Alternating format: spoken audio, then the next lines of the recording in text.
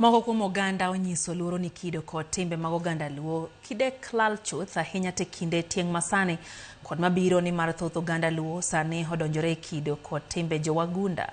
Sach nyasi manobagi kod riwruok mar mond liete motisi ni Nyogaya Foundation mar nyiso timbe kod oganda Luo, Turkana kod joasungu mawuok e piny Amerka. Jodongo okwayo oganda mondo mi orwak puonj mar dho mama kaachiel kod timbe mag Luo ahinya to e oganda joluo. Kit rwakruok kaachiel kod keny bende giyango ni owinjo bed ni ipuonjo. Steve Biko ntiere kod ler. E skund primar mobaga e kar chung' od bura mar Arieda, oganda duso miel e kinde ma udi machon moger kod lum mochan mayom nyiso kit kaka jodoho ne chano dala chon, gino masani lal e mier mathoth. E kinde nyasi manobag kod riwruok mar mond liete mar Arieda e boma bul mar Nyogaya Foundation, gino manokelo kanyakla jodong Luo, Turkana kod welo mawuok e pinje odiero. Moko kuom jodongo nokwedo moko kuom kido machon magiwacho ni osewe kod piny kaka tere yor achune. Kido machon mwatemo mondo wawe en kaka ter mar achune. Ka mama odong' gi nyithindo to wacho ni yawa an aneno ni nyithindagi kora kurumna kodgi to anemna kaka dwa konyore kodgi. Nwayudo ka ni nitie yore mane nitie kaka chunogi mondo ni nyaka tergi. Magi gik mwatemo mondo wamed thiro. Vitu vingi ambavyo vinafanana na mila zetu za Waturkana. Ukiangalia hata mamkuli, chakula na nini, dances almost zinafanana. Hata matamshi ya lugha zingine. Unapata lugha zingine zinafanana kwa sababu matamshi mengine kama kwa mfano ukiangalia kwa Wajaluo wanasema uno na sisi tunasema auno. Maji wanasema pi na sisi tunasema ngakipi. E kinde no ne giseyo lai mar somo pacho ka magiwacho ni keto maino e kit somo ma oko mopogore kod kido gi timbe oganda machon ka gin kod luoro ni kido machon didek podho.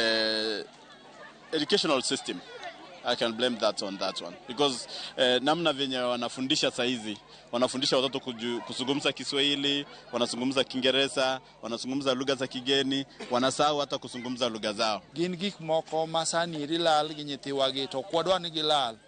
Jaluo en ng'at ma janyadhi.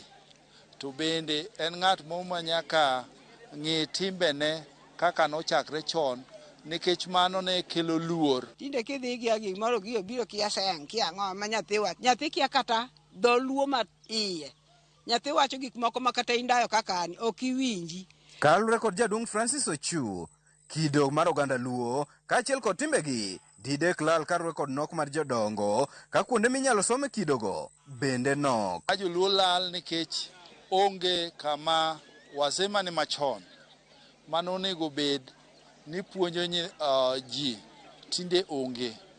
To kuonde ma bende mondike maber miyudo ka koro nyithindo makamaeri dibet ni kata some bende onge. Agibire kinde mamoko kuom welo manowuok e pinje wagunda opoyo kang' mar jiwo kido kod timbe oganda magiwacho ni nyalo kelo yuto ne piny Kenya.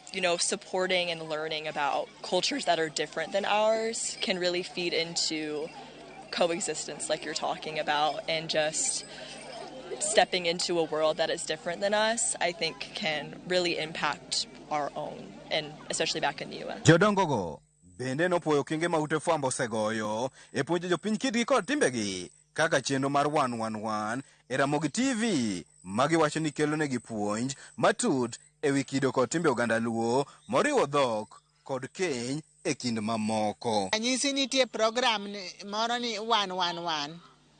Koro okonyowa e yore mang'eny kaka kata nyathi manyako ka nochiewo gokinyi ochung' to ywe dier ot kae to kawo ndo odhi omo pi. Atodoko ni piny dongo riekni bende medore. Moko kuom jodongo mag oganda Luo kaachiel kod jowetegi ma Turkana onyiso luoro margi ni kido kod timbe mag oganda didek lal ponono ting' masani ok opuonj kidogo. Steve Biko, Ramogi TV, Siaya.